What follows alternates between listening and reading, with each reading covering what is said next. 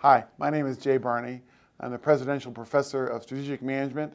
I hold the Lassonde Chair of Social Entrepreneurship and currently Chair of the Entrepreneurship and Strategy Department at the Eccles School of Business at the University of Utah. I've been asked to talk a little bit about this morning about the pedagogy and curriculum that we have developed for entrepreneurship at the Eccles School of Business. Our pedagogy is based on understanding of four critical assumptions that have dominated teaching in the field of entrepreneurship. Assumptions that we think have changed dramatically in the last few years. And so our approach to teaching entrepreneurship has changed accordingly. Those four assumptions have to do with the assumption of the role of planning in entrepreneurship, the role of capital acquisition in entrepreneurship, the role of delaying entrepreneurial activities, and also the personality attributes of individuals who are thinking about becoming entrepreneurs. The old planning assumption was that in order to be effective as an entrepreneur, it requires detailed information about the opportunity you're going to try to exploit, and that information has to be written down in a formal business plan. And thus, the underlying assumption used to be that in order to be successful as an entrepreneur, you have to have a really good business plan. The assumption on capital has always been capital is expensive, it's costly to get it, it's hard to get it. You should, but that sooner or later you're going to have to get a large amount of capital to be able to become a successful entrepreneur. The assumption about delays is a little more subtle. It sort of says, in order to be a really successful entrepreneur, you really need to delay. You need to finish your education, go to work at a large corporation, complete your training, put a lot of money in the bank, and only after you have all those things in place, then do you become an entrepreneur. So entrepreneurship should be delayed until those other things are put in place. The last assumption is the assumption about the kind of people that can become entrepreneurs.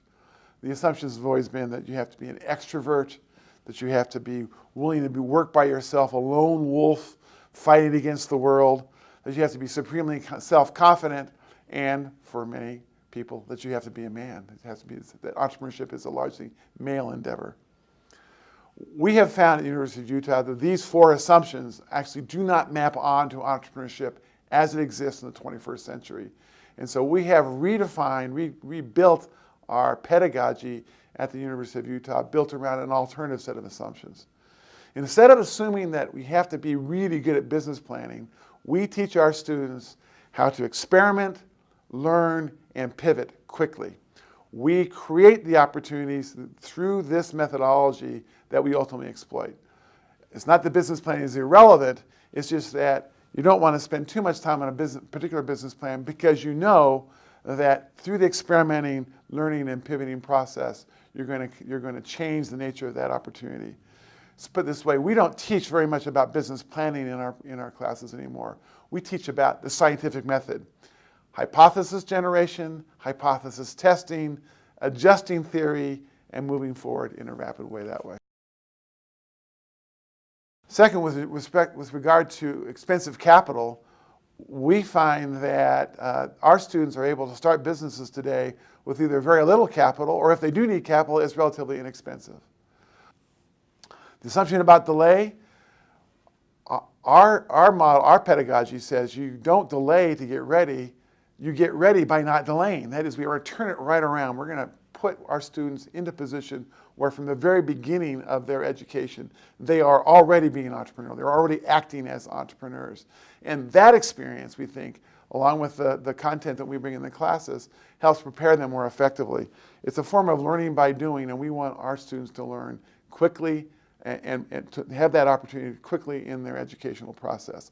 So we don't think students need to delay.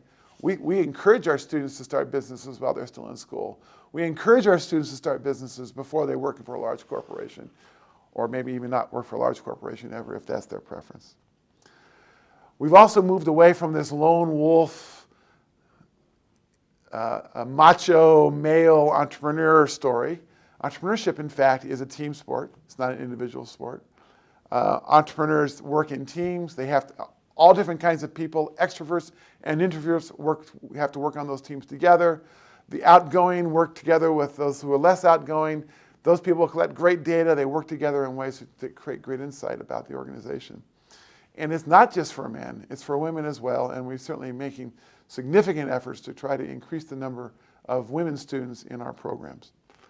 Now, this pedagogy that's based on a theory of how entrepreneurship actually works in the 21st century is reflected in each one of our academic programs.